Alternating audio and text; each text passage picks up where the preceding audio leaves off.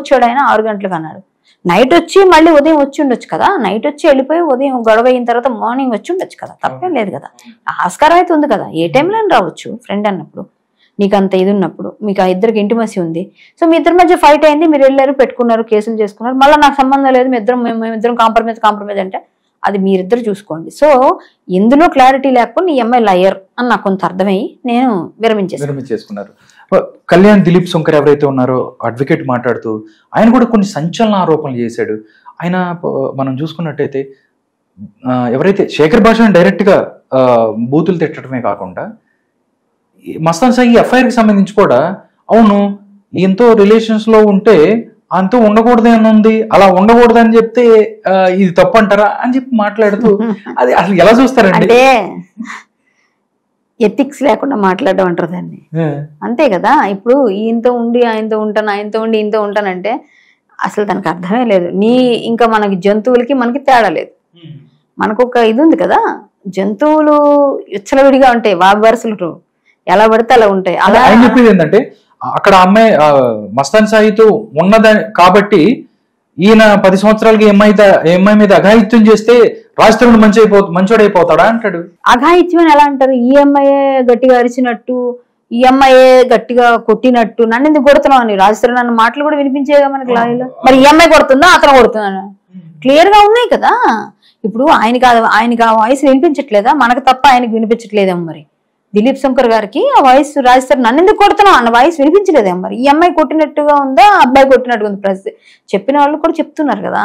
So ఆయన మంచోడైపోతాడా కాదన్నది కాదు, వాళ్ళిద్దరూ వైఫ్ అండ్ హస్బెండా, రిలేషన్ లో ఉన్నారా, అదంతా కోర్టు తేరుస్తుందండి ఖచ్చితంగా. మీరు కూడా కోర్టుకి వెళ్ళండి, మీరు మీ ఫైట్ మీరు చేయండి. ఒక అమ్మాయి ఒకరితో రిలేషన్ ఉంటే ఇప్పుడు ఏంటండి, నా పెళ్ళం నాతో కాకుండా వేరే వాళ్ళతో ఉంటుందని పెడితే అతను డివోర్స్ ఇవ్వాలి కదా. మరి అదే కదా చేయాలి. ఇప్పుడు రాజధాని ఒకవేళ పెళ్ళం అనుకుందాం అండి, ఆయన పెట్టాడు అనుకోండి, డివోర్స్ ఇవ్వాలి కదా.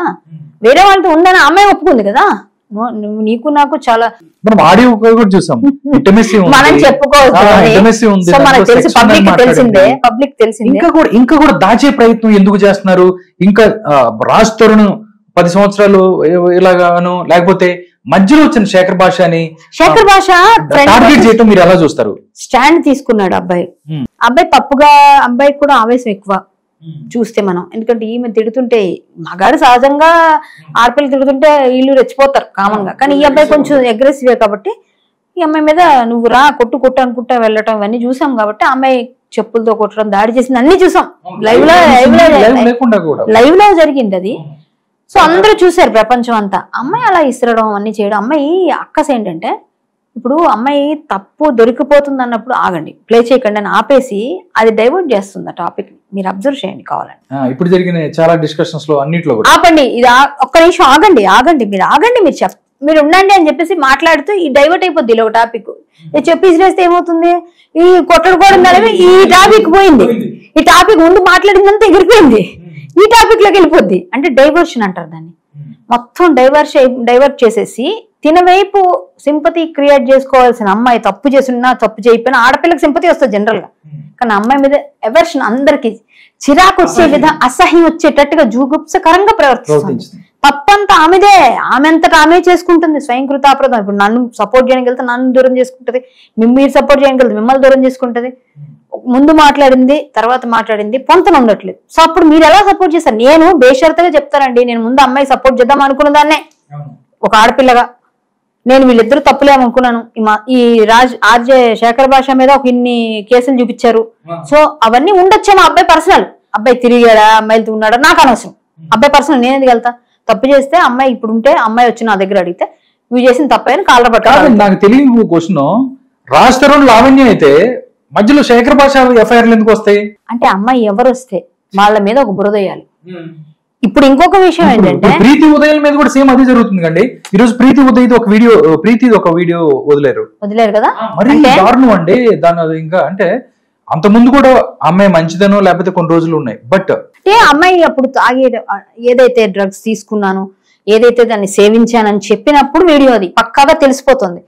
బాగా మత్తులో ఉంది ఆమె, ఆ పిల్ల. ఆమె తర్వాత మారకూడదా? మారే అవకాశం మనం ఇవ్వమా? ఇస్తాం కదా, ఎవరన్నా కానీ ఇచ్చామనుకోవచ్చు కదా. అప్పుడు వీడియో ఇప్పుడు ఎందుకు ప్లే చేస్తారు? ప్లే చేసిందంటే ఈ అమ్మాయి మెంటాలిటీ ఏంటి?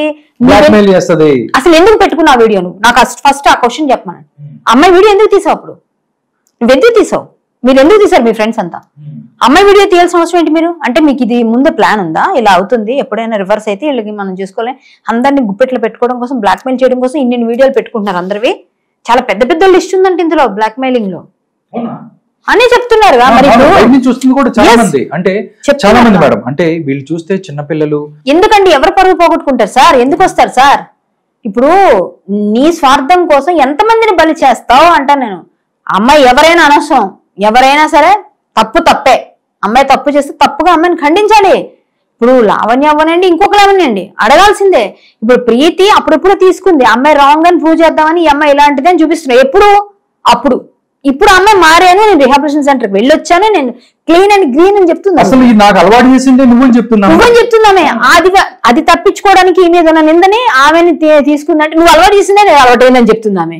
సో నువ్వే కారకురాలివి దానికి. ఆ వీడియో రావడానికి కారకురాలివి, ఆ జరగడానికి కారకురాలు. ప్రీతిని బలి చేసింది కూడా నువ్వే అయ్యావు. ఇప్పుడు మళ్ళీ నీకే వచ్చి తగిలిందిగా, మళ్ళీ నీకే చుట్టుకుంటారు. కేసు పెట్టారు నీ మీద, మళ్ళీ పోలీసులు వాళ్ళు కేసు పెట్టారు. ఇప్పుడు కూడా ఆమె అరెస్ట్ చేయట్లేదు పోలీసులు. పోలీసులు చాలా సీరియస్ తీసుకోవాలి. డ్రగ్స్ అండి వీళ్ళిద్దరు. నేను ఇప్పుడు మాట్లాడుతున్నాను, వాళ్ళిద్దరి మధ్య సంబంధం పక్కన మనకు అనవసరం అండి. రాజస్థాన్ పెట్టుకున్నారా, రాజస్థాన్ అమ్మాయి తిట్టుకున్నారా, పెళ్లి చేసుకున్నారా, కాపురం చేశారా, మస్తాన్ సాయా, ఇంకో XYZ మనకు అనవసరం. పక్కన పెడద్దాం, కొంతసేపు పక్కన పెడదాం. వాళ్ళిద్దరు వాళ్ళ పర్సనల్ అఫైర్స్ మనకు అనవసరం. డ్రగ్స్ అనేది ప్రపంచంలో చాలా భయంకరమైన యూత్ పాడైపోవడానికి ఒక సాధనం అయిపోయింది.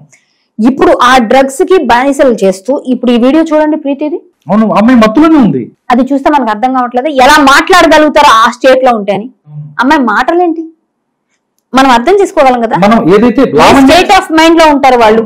లావణ్యకి సంబంధించిన కొన్ని ఆడియో క్లిప్పులు మనం విన్నప్పుడు కూడా లావణ్య కూడా సేమ్ అదే స్థితిలో ఉంది కదా మేడం. విన్నారు కదా చాలా.